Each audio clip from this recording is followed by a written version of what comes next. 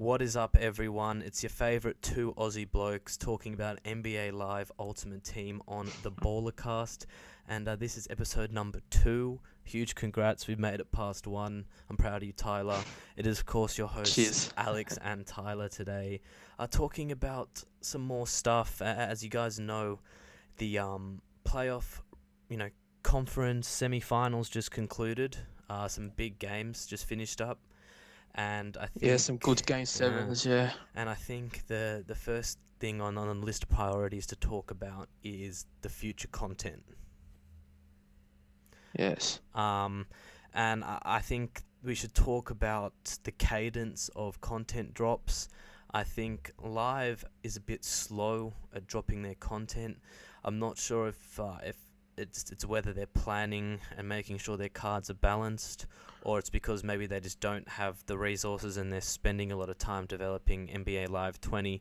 But I think they should definitely try and pick up the pace of content dropping in NBA Live 19. What do you think, Tyler?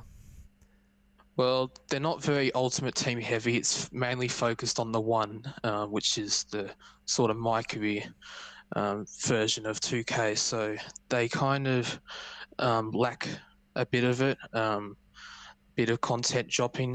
They don't do it as fast. It took them a week to release playoff round 1 content. So I think they need to maybe up their game a bit for the next coming few weeks, because people would want to get their hands on these cards a lot. So 100%, especially if it's a hype player. So 100%. I think I know the cadence and the usual drop is that they drop the teams that have lost, but I know that people would love to see a Kawhi Leonard after hitting that crazy shot in Game 7, or cards like CJ after his crazy game, and I think it's fine that Live's approaching it and giving us content of cards that we probably won't see, that we definitely won't see again for the rest of the regular season and playoffs. So, it's going to be a while. So there's a few months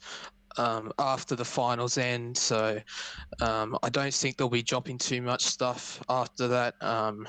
Maybe if they haven't dropped any of the they haven't released any 99s or anything, so they could release maybe those at the end of them.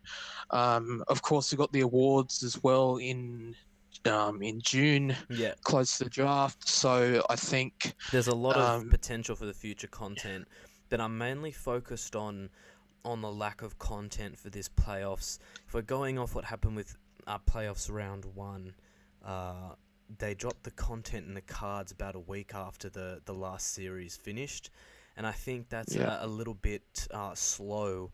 If we're talking about the competitors in NBA 2K, they drop their content day of, if not day after, to keep the player base happy and wanting to get the new and best cards. And I think that the content should be dropped a little bit quicker in Ultimate Team, because a week delay really gets rid of the hype and stuff, and we're more focused on the next playoff series rather than the playoff series that just finished a week ago. Yeah, by the time it comes to them releasing the cards, probably about 2 or 3 games might be completed of each of the series that have gone. And I think people want them at the start of the week or in the middle of the week. So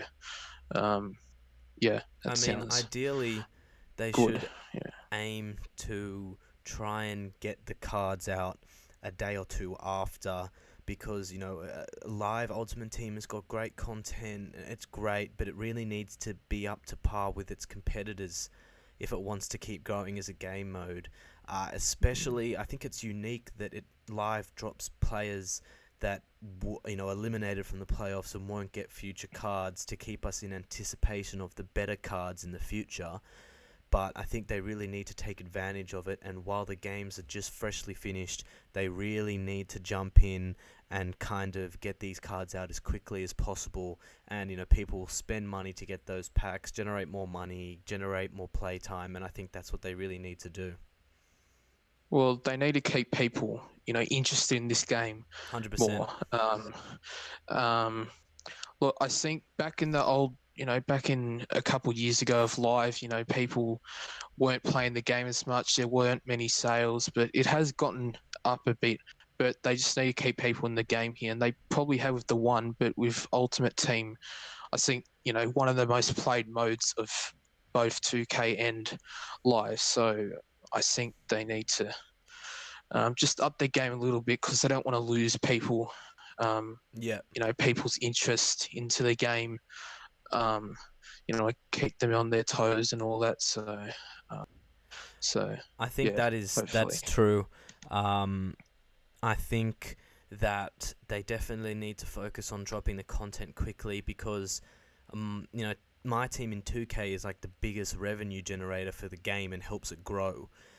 Even I know a lot of people. The game is mostly played in terms of my career, but the game is generating a lot of its revenue. I say majority of its revenue through my team, and Live Ultimate Team kind of needs to do the same.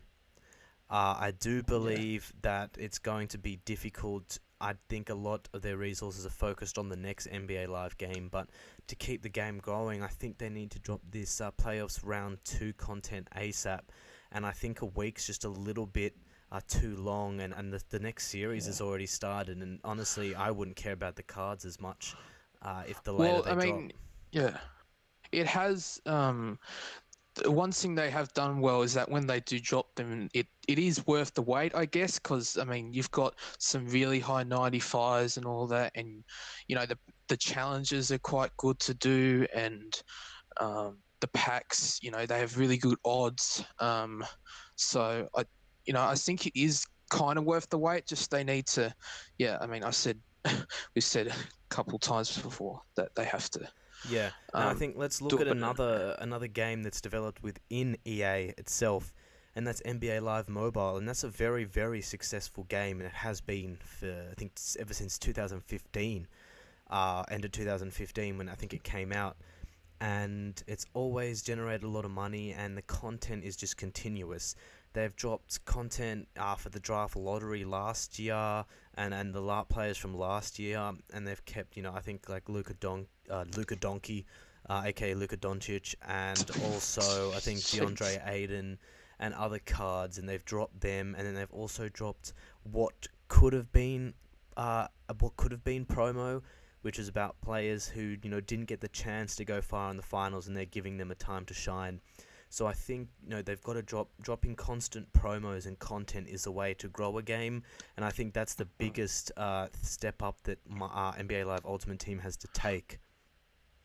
Well, Season Stars is kind of what the equivalent to what could have been, because it is players who haven't made the playoffs this year, so they've given them really good stats and all that. And that's good. They did also do legends. Like there's a 103 or 104 overall T-Mac. He never really made it far in the finals or playoffs, and they've given him a good card, and they're just respecting some legends. And even if they do throwback playoff cards, throwback, say like when Michael Jordan, well, they can't do Michael Jordan, so let's say, when Allen Iverson hit that crazy shot in Game 1 of the 2001 finals, let's say they made a card for that, like 95, 96 overall Allen Iverson.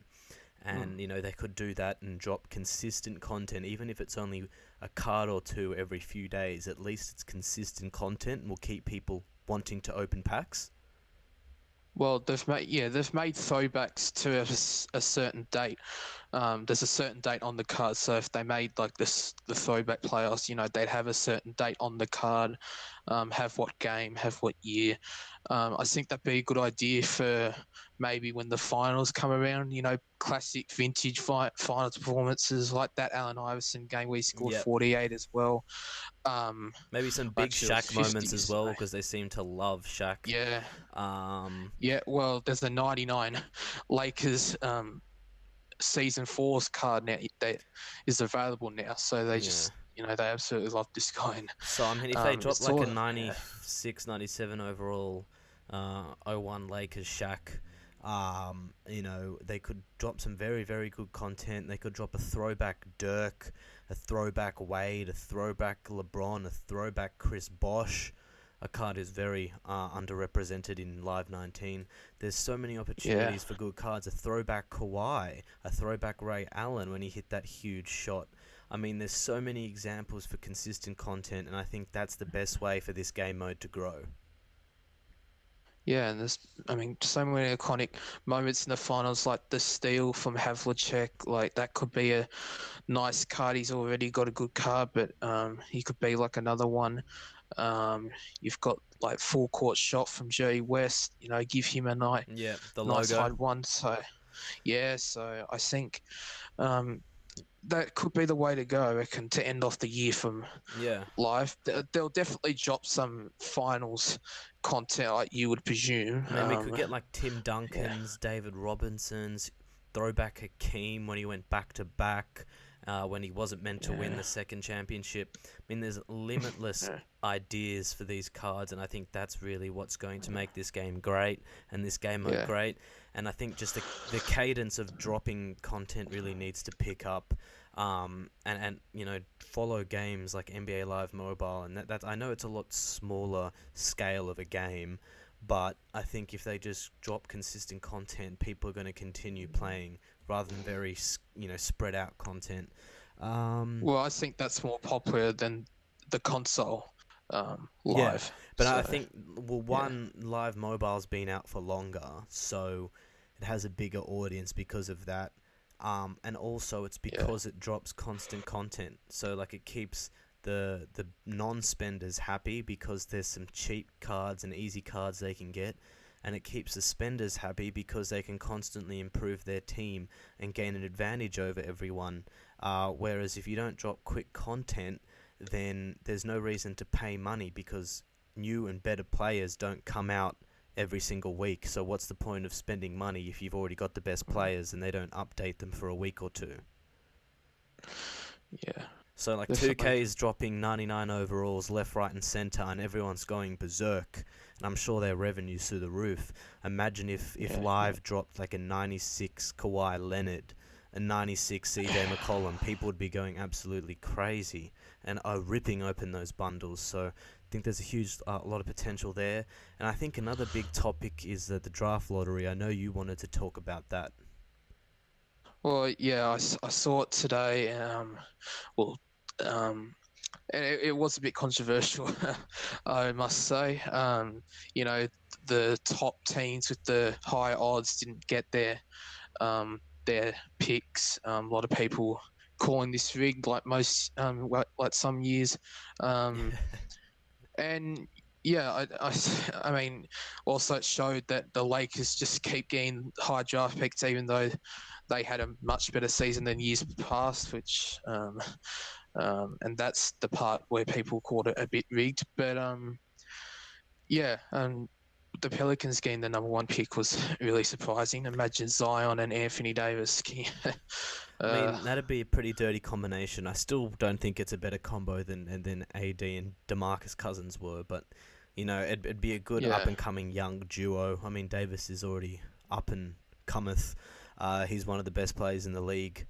But he's only like 26, so I think it's definitely time for him to get around and go to a contending team. That's a debate for another time.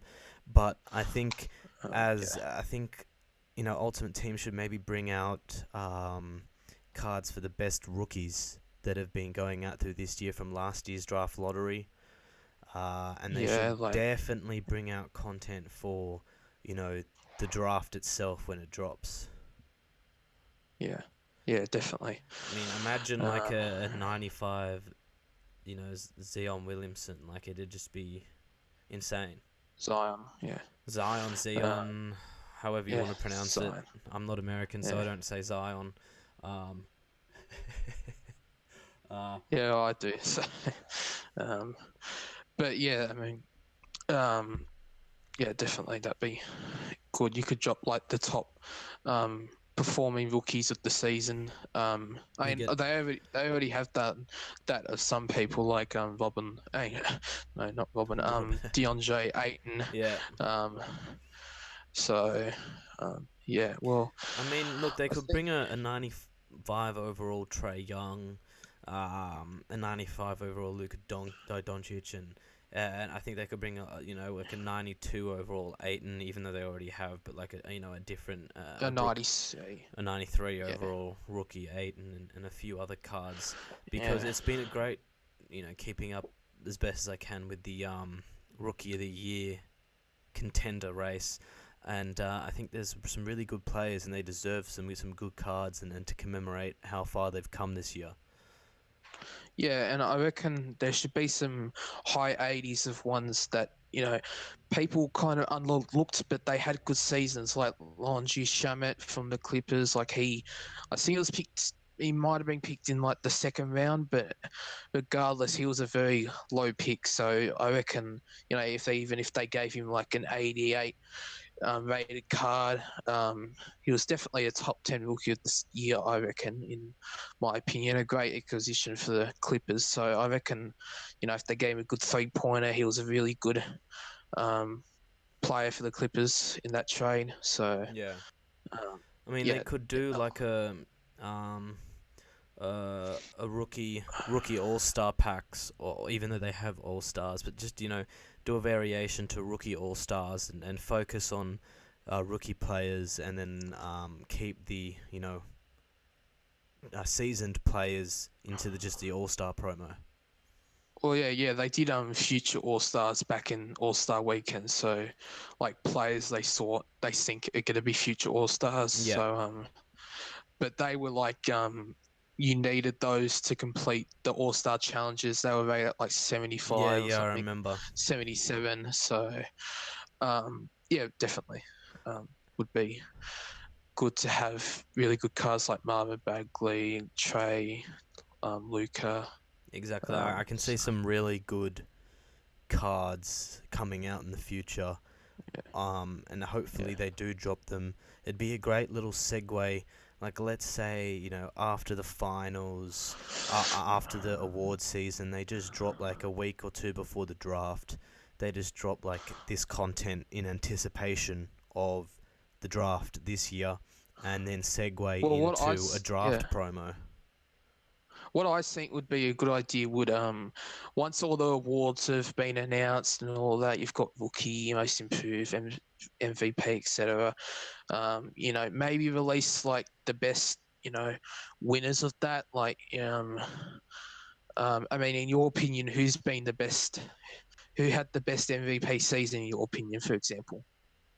Oh God, that is a question. I mean, Curry had an unanimous MVP season, but LeBron should have had like 20 unanimous MVP seasons if we're just going off that. I think the NBA's gotten a little bit more lenient with their voting and a bit more of pushovers.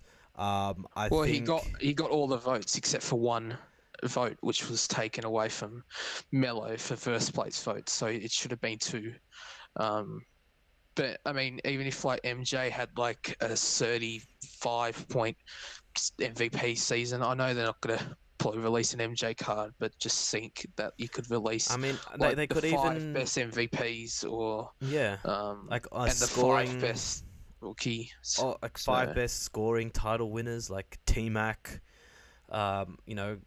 T-Mac, and who else won scoring titles? It's pretty significant. I think Kobe, Shaq won but he hasn't been title, I think. Yeah, I don't know if he has, but I know Kobe has. I know AI has. Melo has. Durant has won like half a dozen. It'd be nice to see a good Melo card. I know they have that 85 squad of the week, but 87, yeah. 87? I thought it was 85. Good run, yeah. I mean, he definitely deserves to have a 90-plus overall card. It's Melo, of course. And I think they could have great promos around the awards season as well. So give the current winners all 95 overalls, and then give, a few people like T-Mac, LeBron, AI, people, with some good 95, 94, 93 overall cards to kind of make a full-on promo set. Yeah, definitely. And then they could segue into like best all-time, best rookie of the year stuff. I mean, you could have an Well, I amazing mean, Blake Luka from Griffin. this year, because Luka had like one of the best rookie seasons of all time. Like I think Yeah, he set a couple of rookie records. So, yeah. yeah, that definitely. I mean, we could even see a throwback Michael Carter Williams. Like you could, I know MJ won Rookie of the Year, but he can't be in live. I know Yeah. Blake Griffin had a great. Imagine a Clippers throwback, Rookie of the Year Blake Griffin with insane hops. Well, That'd be he's already got crazy. so back 90 overall Clippers one, so with like a 77 3 or something. But That's not bad. if they juice that to, I know he didn't really shoot threes a lot, but considering they've juiced the playoffs one to like He an has 84, yeah. like an 88 3-pointer or something. So, 84, and I then think. like best finish in the game or something, because young Blake was like Incredible. people miss those Lob City days of him Man, and CP I and do as well. DeAndre. Um, I remember the crazy DeAndre Jordan dunk over Brandon Knight, which was crazy. That was, and yeah, I think people really miss those days. I mean, I think we could have some good athletic Blake. defensive player of the year cards as well, like Gary Payton. Draymond hasn't really got that many great cards. I know he'll probably get a good, playoffs card when he makes it to the finals or gets eliminated or wins. I think he'll get a good card, but maybe some depoy content. I mean, there's so much potential, and to bring a huge promo around that. Yeah. So I think up next in the podcast, I reckon we should talk about season stars. If you think. Drop whatever. Yeah. You take this one. Yeah, well, half of these cards I haven't even seen in the auction house at, but probably because a lot of people keep them because these cards are insane. Some of you might know some of these on Twitter, but I haven't seen much of these cards. So we've got point guard, shooting guard, small forward, power forward, center. They've got 5 of each. And so first off, we've got Mike Conley, a 95 overall. He's a 6'1" defensive point guard with an 88-3, 95 speed, 92 dribbling. I think this card goes for about 300k, so I definitely think it's a good cop. There, he is undersized, of course, but yeah. To be honest, I don't really care that much about size because I can still make crazy layups and all Well, I of mean, that. that's the one thing about live that I do like a lot. It's that size isn't too important. Like, let's say for 2K example, a lot of people run small forwards and Magic and abuse height at point guard. Yeah, and definitely. Ben Simmons. Whereas in live, you can get away with running even Isaiah Thomas and still make some difficult layups, and still be able to play defense pretty well with getting your ankles broken about 15 times. But that's the usual. I think you can get away with having a smaller player, and especially with his high defensive rating. I mean, no one's going to get past him. Yeah.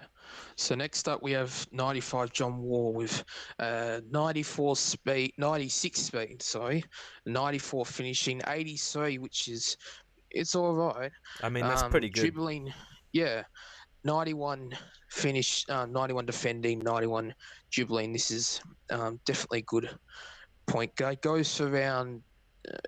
I've only seen him up for 500k before, but I definitely think that's a good one. So next up, we've got Derrick Rose with a 95 speed, 95 finishing, 86 three-pointer, which is really good. I think he's the best point guard in the whole set. Yeah, he probably is. I think he deserves this because he did have a bounce back year of sorts. He did. He had 50-point game. He fell off just a little bit in the second half of the season, but still was looking there for a while. He might be most improved, but which people wouldn't have thought that like 5 years ago. So no. yeah. Well, maybe let's try it. Like maybe go with picking your favorite All-Star players. Yeah, because There's a lot. big There's bunch. like what, 50 or 25 of them. No, Um, so 5. Yeah, there's 25. So yeah, so just pick your yeah, not favorite enough time. and then maybe pick your Yeah. busts, because I know you and I have a few opinions on cards who definitely don't deserve All-Star cards. Well, yeah. So with the point guards, I'd say Derrick Rose would probably be the best one. He is, Way unfortunately, overpriced. I've seen him up for like 2 million, like 1.5 million. I've only seen him up for like 300k once, and that was on like the starting day of season stars, where I guess people didn't know what price to put him up. So, Yep. and people probably still don't know what to put him up for, because he's Extremely going from, as I rare. said, what, 1 million coins, and well, you can get into box only as well. So, I guess, but yeah, that's definitely the best one. So we've I got think shooting well, guards. close Yeah. second would be Mike Conley. A very underrated Yeah. player by everyone in the league, and Yeah, had his best season this year. people don't give him the respect he deserves. And they got the second pick this year, so you don't know where they're going to go. I mean, they got this rid of year, this Gasol. season. I mean, I can't imagine Memphis without Gasol. It's hard to imagine Memphis without Gasol. So Well, it's that going to be team with- interesting. Yeah, that team with Tony Allen, Zach Randolph, and Conley and Gasol, that grit and grind team was quite fun to run. Oh man, they watch, gave the along Clippers some with- trouble in the playoffs a few years ago. Man, Oh, they did get swept 4-0 in the conference finals in, I think it was 13 or 14. But that was when they made the conference finals. They did beat the Spurs coming back down from 3-1, so that was a yeah, that was fun impressive, time, dude. but definitely not what they used to be. But next we'll go on to shooting guards, and out of this batch, it probably has to be Bradley Beal. He's got 93 point, a 94 finishing, a 95 mid, and an 89 defense. That's incredible for Bradley Beal. He's definitely improved his defense this year. It has definitely just been him. And look, John Wall, being injured, he had to step up this year, and he has.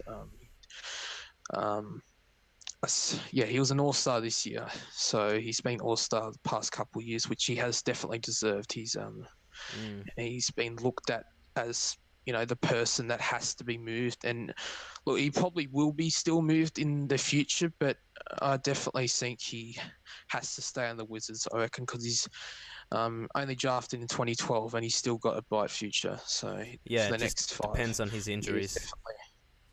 Yeah, well, they've slowed down a bit at least. So I'd say close second would be the Drew Holiday for defensive purposes with a 91 100%. defense and 90 finishing. Definitely, if you don't have the coins, I'd definitely say put him at your starting shooting guard. But if you've got enough coins, definitely copy him as your backup shooting guard, because he's 84-3 as well for him is really good. So definitely. I think he's a great pick. Yeah.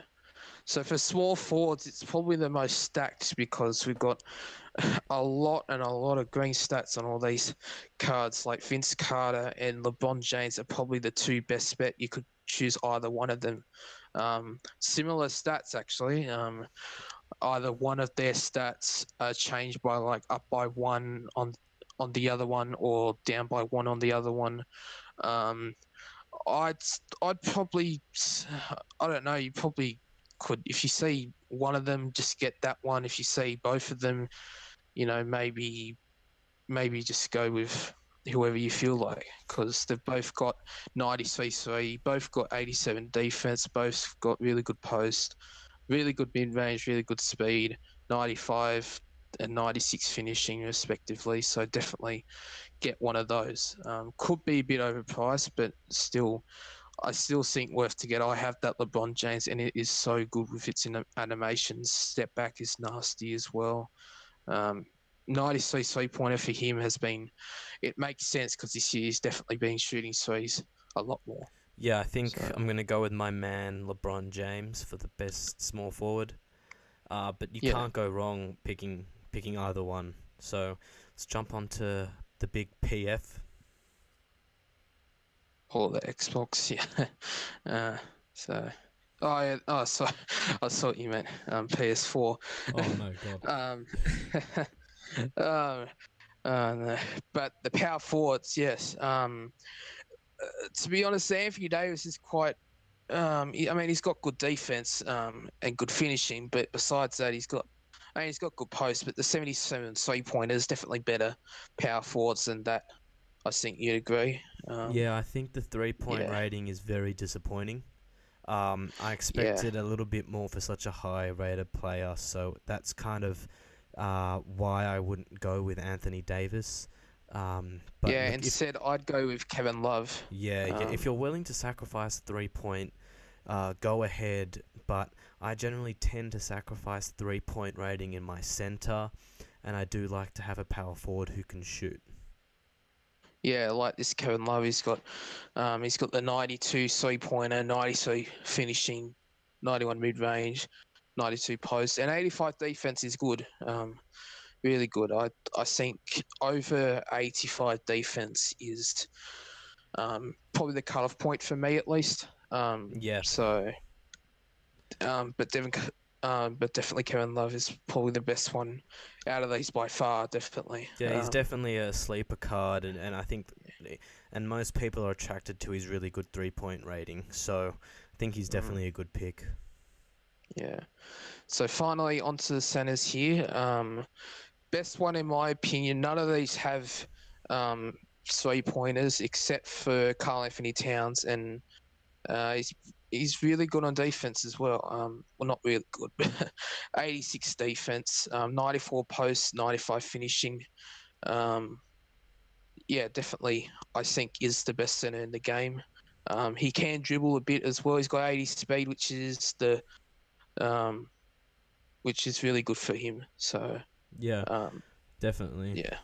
I mean, Now you had your mixed opinions on some of these cards that you thought didn't deserve any, did you? I mean, correct me if I'm wrong, but I believe Robin Lopez has an All-Star card, and yep, I thought so. Yeah, he does. I mean, 94 Robin Lopez. What is going on with that? I mean, it's been all right for the Bulls, but yeah.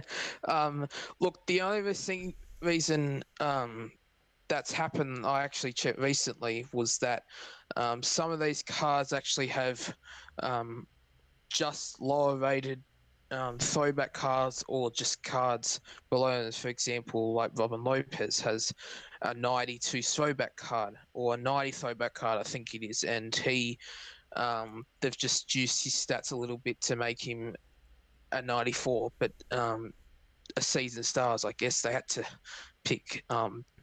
I mean, they already picked Zach LaVine and Lauri Markkanen for the Bulls, so I don't think this is really needed. It's a good card, but I don't think they need to add this. Yeah, I don't see why they picked him. I mean, he's never really been a star at anything for a player, besides bullying mascots. So Yeah. I don't think he deserves the card. I mean, if you're running out of people, I guess Robin Lopez is a good person just because he's definitely down the line of people to pick on the Bulls. Yeah. For the power forwards, we've got Dwight Powell and Jeff Green. I mean, look, Jeff Green's They're always low-rated. been a great player and very underrated, great two-way player. Well, in Boston, he averaged like close to 18, and for like 1 year, he was okay in the back half of last season for the Cavs. Yeah, I don't know what he did this season. Yeah, I have not heard a single thing about him, but then again, with the Wizards, I haven't. Unfortunately, I don't keep up with the Wizards. Besides the John Wall injury and the Bradley Beal going off, and Thomas Bryant doing all right for a couple of months there, but besides from that, I haven't really heard much. Yeah. So I mean, he's still not the worst pick. I mean, they should have given him maybe a throwback card rather than an All-Stars card. But I mean, I guess... Well, this sounds like it should be. Yeah. Or a throwback one, because 88... I mean, it's all right, the card, but Yeah. I think, Dwight Powell, he was all right this season again, but nothing really special. Um, you could have maybe, I mean, they gave Vince Carter a 95 season stars card, and I mean, if you were going to do that, maybe could have done a Dirk Nowitzki season stars to replace that Dwight Powell. I would have thought. Yeah, That they would have been think. I good. know Dirk's got some great cards already in the game, but I think it's his Yeah. final season, if I'm not mistaken. And they Mm. probably should have done. Yeah, it is. I mean, he's still put up tremendous points. I mean, he's always got 10. that Well, he put out touch. 10. Like, I mean, but, for a guy who's about 70, it's pretty good. like, yeah. So I think they should, out of respect for his career, I mean, he should have had, a couple more cards, I think, at least. Yeah. And probably the final one would probably be, as I said, the Vince Carter. 42 years old. I'd get if this was like a throwback sort of card. Maybe not like a throwback seeing the stars. That wouldn't make sense. But I mean, again, like Dirk, he averaged like 10 points for a 42-year-old, which is good. I mean, I think he's one of the best role players in the league, and especially at his age. So right now he is, yeah. He does deserve a special card, but a season star card, I mean, I don't know. Maybe a season contributor card, if that was a thing. I don't think he deserved a season star, but one of the best players in the whole regular season, so as a role player. So I mean, it's good to pay respect, but he's not the one retiring. It's people like Dirk and D Wade that are retiring, so maybe they should have got cards instead. That's just my opinion. Hell, maybe Udonis Haslam should have gotten a card. I would have loved to have seen Udonis Haslam card. Yeah. I mean, he was a great player. He was a great career. Player. He always contributed amazingly to the Miami Heat. I mean, he was a very good glue guy. Yeah, and he started even when he was in 06. He started in the 2012 finals. He was starting, I think, like 4 out of 5 games. Like him and Bosch were at the front court. Yeah, I mean, he's always been a great contributor and a cornerstone per se of the Miami Heat franchise. So, I mean, it would have been nice to see them pay respect. I mean, they've given some of these season star players, they've given them cards with way less accolades and for less reasons. So I think maybe a Udon would have been nice if they're running out of players to pick. But I think we kind of covered all of the season star content.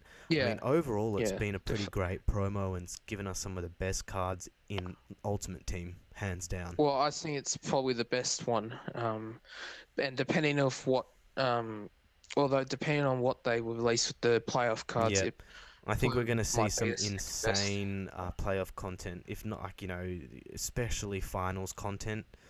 And probably that finals MVP is probably going to get like a 97, 98 overall card. Yeah. So I think one of the last subjects we'll talk about is what happened the last couple games of last series and what we think would be who we think our winners would be for this round.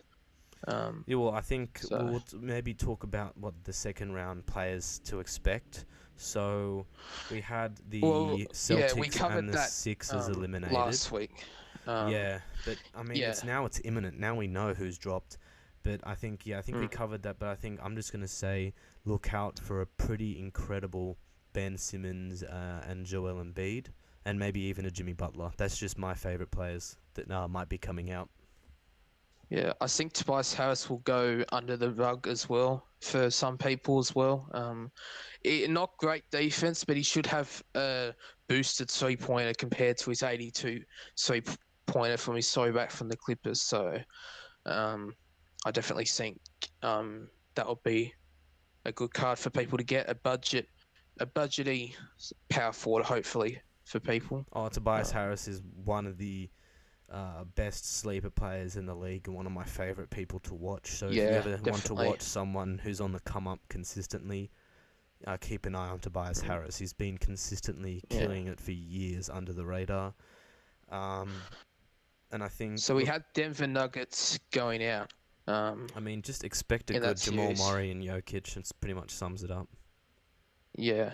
I think, look, Paul Millsap, nothing to be excited about. Paul I don't Millsap think. is an incredible player, so getting a good, insanely incredible defensive card who can shoot would be great. I wouldn't say no to Paul Millsap, let's be honest. He should have a good three-pointer, and then you can either toss up between, you could probably say Gary Harris, I'm guessing. Oh, I love me some Gaza Hazard, mate. Oh. But yeah, I definitely. I mean, it'll probably just all be about shooting the threes, but he has good defense. He's I mean, he likes to get up and guard people in the post and post people up, I've heard. So although based on the last performance against his opponent McCollum, it seems like well, McCollum is pretty hard to guard, but look, we can't say much for his defense as well. So true. I think we'll move on to the conference final rounds. I think so today, what happened? Do you want to explain? Yeah, sure. Well, today it was a bit of a blowout between the Blazers just did not have a good game at all, from what I heard. Yeah. Early on for the Blazers, it was Canner getting all the rebounds. He had like 10 rebounds in like the first half. A 22-point loss for the Trailblazers. Definitely have to be better in this. A 22-point loss in the conference finals is a huge blowout. Bad. It is extremely bad. It's not the regular season. This is like the two best teams in the Western Conference supposedly. Yeah. Well, I mean, Lillard had 19. McCollum, Harkless had 17, but all of them were pretty inaccurate from the field. The three-pointing wasn't there for the Blazers, but the Warriors three-pointers were there for them. So I mean, Steph Curry, the whole starting lineup can shoot shoot three-pointers. So I mean, if one person isn't hot, one of the other four people will be hot. Well, except for Andrew Bogut. So. I know, but Boogie can still shoot. He's not there anymore, though, so that's he's only played 3 minutes at the opening game of the playoffs, so he might not return for these playoffs. Yeah, look, well, I'm hoping he does return because it'll. I mean, especially if the Warriors disband, they're not going to have the full potential of what their team could be. You know, we won't be able to see the best, most ridiculously overpowered team in history, with one of the best center in the NBA. Well, I mean, I do think there are rumors going around that like Kevin Durant could go somewhere. I know, that's what I'm saying. So I'd want to see the full team in action before they all break up. Like Klay might get a team of his own, maybe. That's been rumored for like the past couple of years. I watched the Rockets highlights today, with Klay Thompson, and he is so underratedly incredible. He has him and Curry are the only two people I like on that Warriors team with Iggy. Yeah, I like Klay. I like Iggy and Klay. I don't mind Steph Curry, but I definitely like Andre. And I mean, Andre Iguodala has been like one of the most underrated players for them over the past 5 years. Like, besides when he won the Finals MVP. And Klay Thompson's always been a really good shooter. I mean, like, the only reason you could hate them for is obviously because of their dynasty. I mean, I think we're going to expect the Sixers, the Blazers to lose. I'm just going to keep it 100. I'm saying 5 or 6 if it goes like this. I'm saying 4-1. Like, that's best case scenario if the Warriors keep playing like this. I mean, they might get one game at home, maybe. I mean, with the crowd behind them, I think we're going to see a good Lillard, a good CJ, a good Cantor.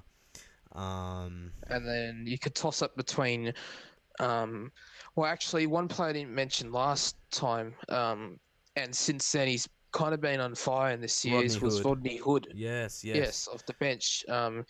He had a 25-point game. He, I think 6 out of the 7, he scored like 19 points or more. So definitely been a good contributor. I think he could be one of those lower rated cards. I definitely think that'd be a good budget for the Blazers cards. 100%. For people to get because he's good got bench shooting guard maybe.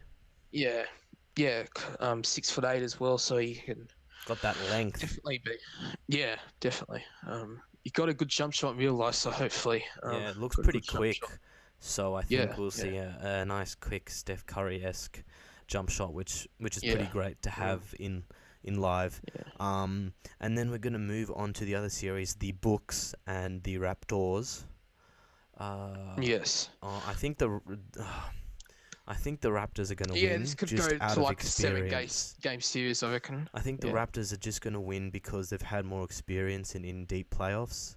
I mean, there's only so much one player who can only do one type of scoring can carry a team.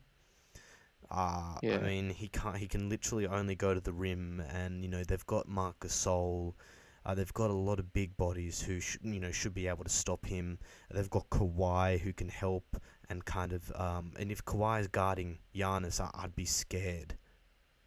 Well, I mean, since the series and the started, I'm just going to put a little question to you. Who wins these matchups of the starting lineups, you reckon? If I tell you who they are.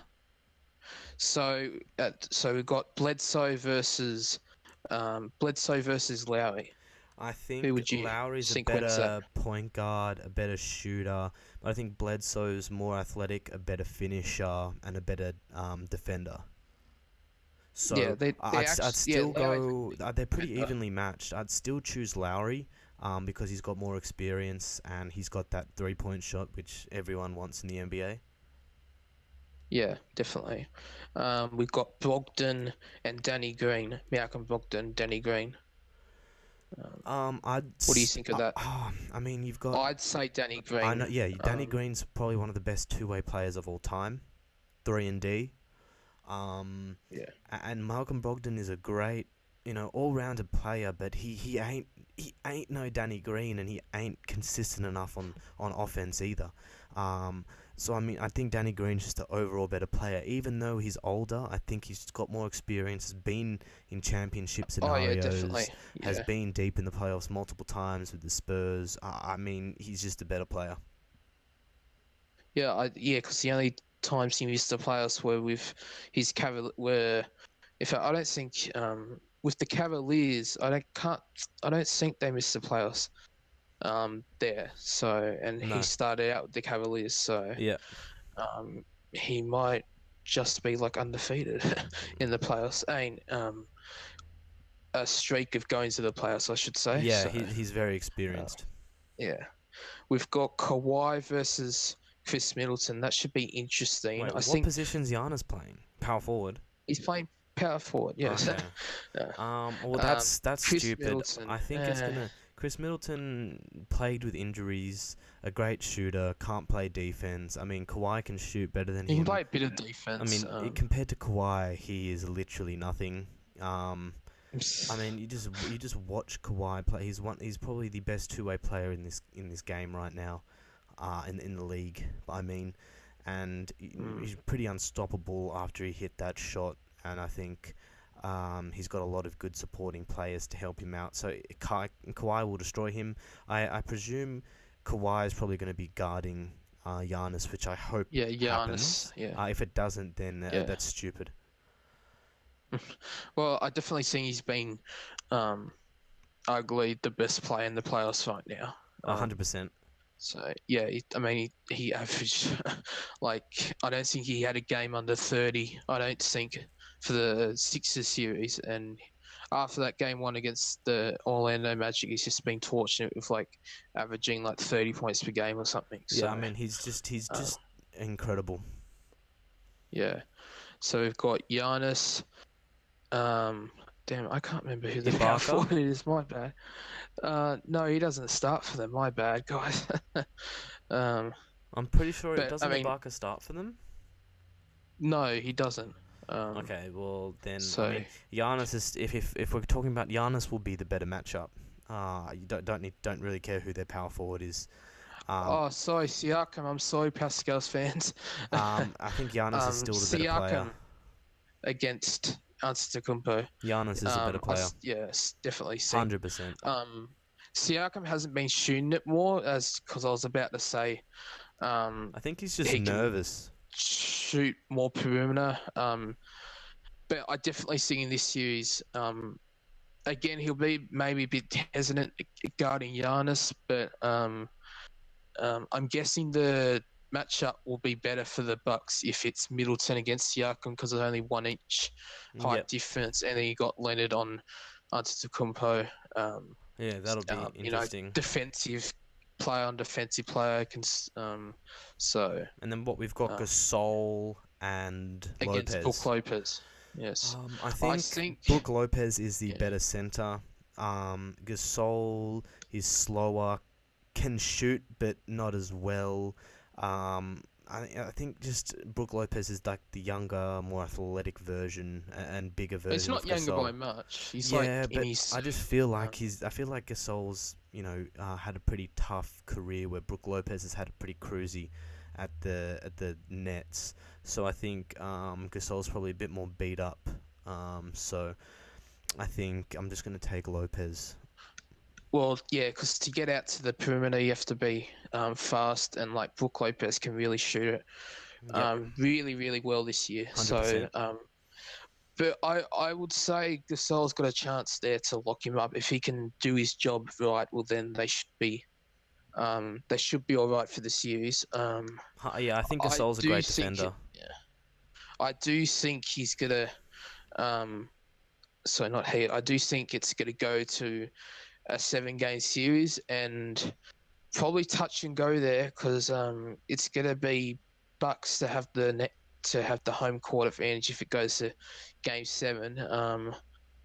I'm thinking it will come down to the final few seconds, like it did with the Sixers Raptors series. Either way, we're going to get some crazy good players from both conference finals, no matter which team loses. But I do think the Bucks are going to fall short, and I'd really be hoping for a 95 overall Lopez, 95 Giannis, 93 Bledsoe, and like a 92 Brogdon.